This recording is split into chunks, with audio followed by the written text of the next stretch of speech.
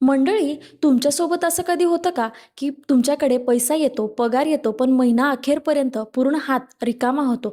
पैसा आला की तो लगेच खर्च होतो आणि तो कुठे खर्च होतो हे सुद्धा आपल्याला कळत नाही. आपण लक्ष्मी मातांना प्रसन्न करण्यासाठी किती प्रयत्न करत असतो, लक्ष्मी खेचून आणण्यासाठी किती प्रयत्न करत असतो. पण आपल्या सगळ्यांना माहिती आहे की लक्ष्मी माता चंचल आहेत आणि त्या एका जागी फार काळ अजिबात टिकत नाहीत.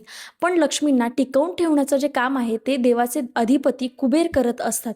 लक्ष्मी मातांना संपत्तीचं स्वामिनी म्हटलं जातं, पण कुबेर भगवानांना त्या संपत्तीचं रक्षक म्हणजेच काय त्या लक्ष्मीचं वितरक म्हटलं जातं.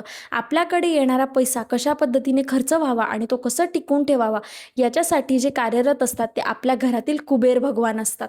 नमस्कार मंडळी, देवघर आणि देव्हारा या सिरीजच्या 14व्या एपिसोडमध्ये मी रोहिणी तुम्हा सर्वांचं मनापासून स्वागत करते. तर आजच्या एपिसोडमध्ये आपण कुबेर यंत्राबद्दल अगदी सविस्तर माहिती घेणार आहोत. कुबेर यंत्र देवघरात का ठेवायचं, ते कशा पद्धतीने ठेवायचं, त्याची मांडणी कशी असावी, त्याची स्थापना विधी कसा करायचा आणि कुबेर यंत्र आपल्या देवघरात जर असेल तर त्याचे नक्की काय फायदे होतात हे आज आपण आजच्या व्हिडिओमध्ये जाणून घेणार आहोत. चला तर मग व्हिडिओला सुरुवात करूया. कुबेर यंत्र जे आहे ना ते धन, धान्य, संपत्ती, ऐश्वर यांचे अधिपती असणारे आपले जे भगवान कुबेर आहेत ना त्यांना समर्पित एक भौमितिक रचना आहे. तर भगवान कुबेर यांना पूर्ण खजिन्याचं रक्षक मानलं जातं, त्यांना त्यांचं वितरक, त्यांचं अधिपती मानलं जातं. तर आपल्या घरामध्ये किंवा पूर्ण ब्रह्मांडामध्ये खजिन्याची जी आवक जावक असते किंवा त्या संपत्तीचं रक्षण करण्याचं काम जे असतं ना ते भगवान कुबेर करत असतात. तर कुबेर यंत्र हे सहसा तांबे, पितळ किंवा पंचधातू किंवा चांदीच्या किंवा सोन्याच्या पत्रावरती कोरलेलं एक यंत्र असतं आणि याची यंत्र हा 72 या अंकाचा एक चौरस साचा आहे. तर कुबेर यंत्राची बाब अशी आहे ना की तुम्ही त्याची कशाही पद्धतीने बेरीज केली, तुम्ही उभी केली, तिरकी केली तर त्याचा जो बेरीज किंवा त्याचा जो शेवट असतो ना तो 72 असा येत असतो. श्रीयंत्र तुम्ही आतापर्यंत बऱ्याच ठिकाणी पाहिले असेल, पण कुबेर यंत्र सहसा प्रत्येक ठिकाणी पाहायला मिळत नाही. तर माझ्याकडे जे असलेलं कुबेर यंत्र आहे मी ते तुम्हाला दाखवते, जवळून दाखवते कॅमेऱ्यात. तर बघा, कुबेर यंत्राची जी रचना आहे ना ती अशा प्रकारची असते. तर श्रीयंत्र जे असतं ना त्याला मेरूसारखा आकार असतो, तर डोंगरासारखा आकार असतो, पण कुबेर यंत्र हे अशा पद्धतीने येतं. तर माझ्याकडे हे भरीव पद्धतीचं आहे.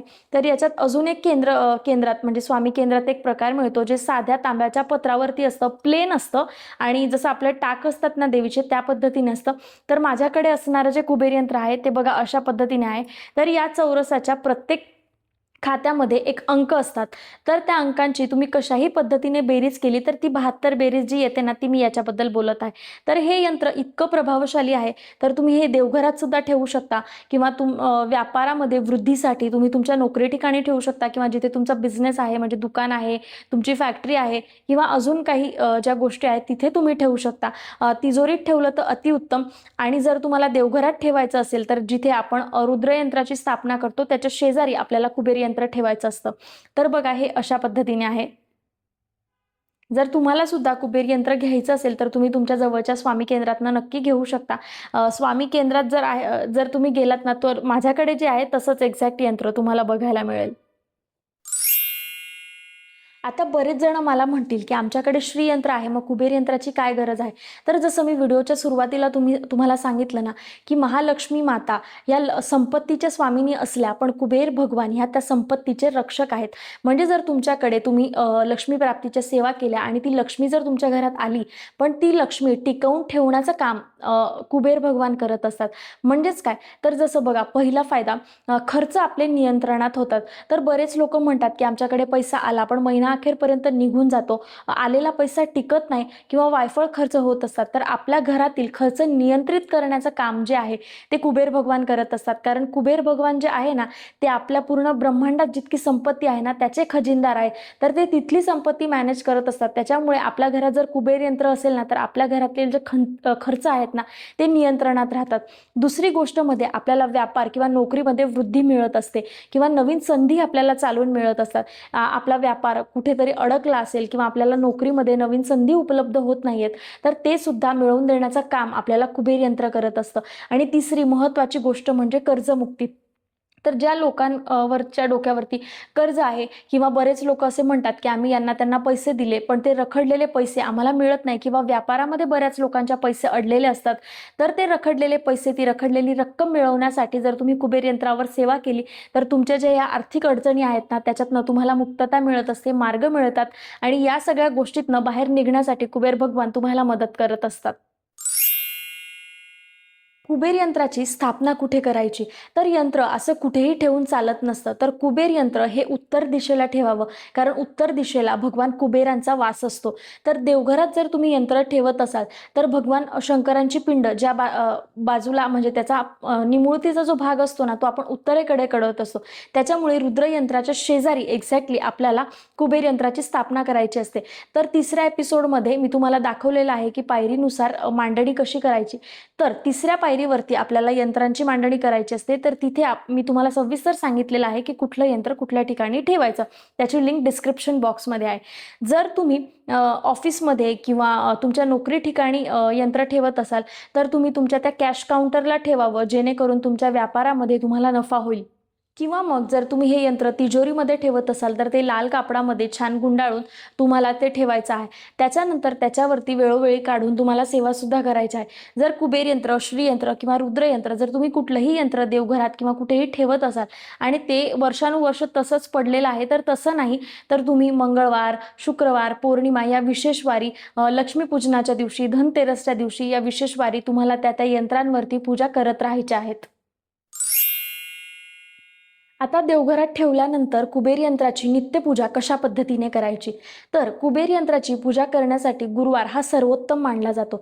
आपल्याला माहिती आहे की भगवान कुबेरांना पिवळा रंग अतिशय प्रिय आहे. त्याच्यामुळे गुरुवारच्या दिवशी किंवा लक्ष्मीपूजनाच्या वेळेस कुबेर यंत्राला भगवान कुबेरांना पिवळं फूल आवर्जून समर्पित करावं. आणि भगवान कुबेरांचा जो मंत्र आहे किंवा कुबेर गायत्री मंत्र आहे, तर या मंत्राचं 16 वेळा रोजच्या रोज जर पठण करत राहिलं तर आपलं कुबेर यंत्रातली जी ती ऊर्जा आहे ना ही नेहमी टिकून राहते आणि त्याच्यामुळे आपल्या आर्थिक परिस्थिती बदलायला मदत होते आणि आर्थिक परिस्थितीमध्ये आपल्याला सुधारणा दिसून येते.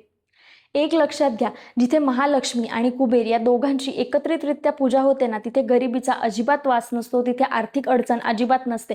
जसं महालक्ष्मींना आमंत्रित करण्यासाठी आपण श्रीयंत्रावर विशेष पूजा करत असतो, कुंकुमार्चन करत असतो, त्याच पद्धतीने आपण जर कुबेर यंत्राची पूजा केली ना तर ती घरात आलेली लक्ष्मीचं जे संरक्षण करण्याचं काम असतं ना ते कुबेर भगवान करत असतात. त्याच्यामुळे जे आपण म्हणतो की लक्ष्मी चंचल आहे आणि ती लगेच निघून जाते, तर ती घरातनं लगेच निघून न जाता आपला खिसा न रिकामा होता कुबेर भगवान त्या आपल्या घरात आलेल्या लक्ष्मीचं संरक्षण करत असतात.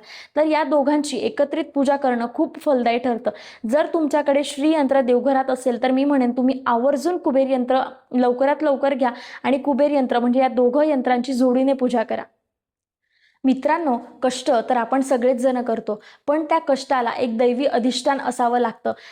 जसं आपण नेहमी म्हणत असतो की अध्यात्माला विज्ञानाची जोड आणि विज्ञानाला अध्यात्माची जोड असते, त्याच पद्धतीने आपल्या कष्टाला जी आहे ना ती अध्यात्माची जोड असते. आपण सेवा करत राहायचं, त्याबरोबर कष्टही करत राहायचे. लक्ष्मी माता आपोआप आपल्या घराकडे धावत येत असतात आणि कुबेर भगवान त्याचं रक्षण सुद्धा करत असतात. तुमच्या देवघरात श्रीयंत्र आहे का आणि तुम्ही कुबेर यंत्र खरेदी केलंय का, किंवा दोन्ही यंत्र तुमच्या घरात आहेत का, हे मला कमेंटमध्ये सांगायला विसरू नका. आणि जर तुम्ही कुबेर यंत्र घेतलं नसेल तर जर तुम्हाला लिंक हवी असेल तर ती सुद्धा तुम्ही मला मागा, मी तुम्हाला कमेंटमध्ये नक्की देण्याचा प्रयत्न करते. पुढच्या व्हिडिओमध्ये आपण रुद्र यंत्राबद्दल सविस्तर माहिती घेणार आहोत. तर आपण भेटूया पुढच्या व्हिडिओमध्ये. आणि आजचा व्हिडिओ तुम्हाला आवडला असेल तर एक लाईक नक्की करा आणि सबस्क्राईब करा. नमस्कार.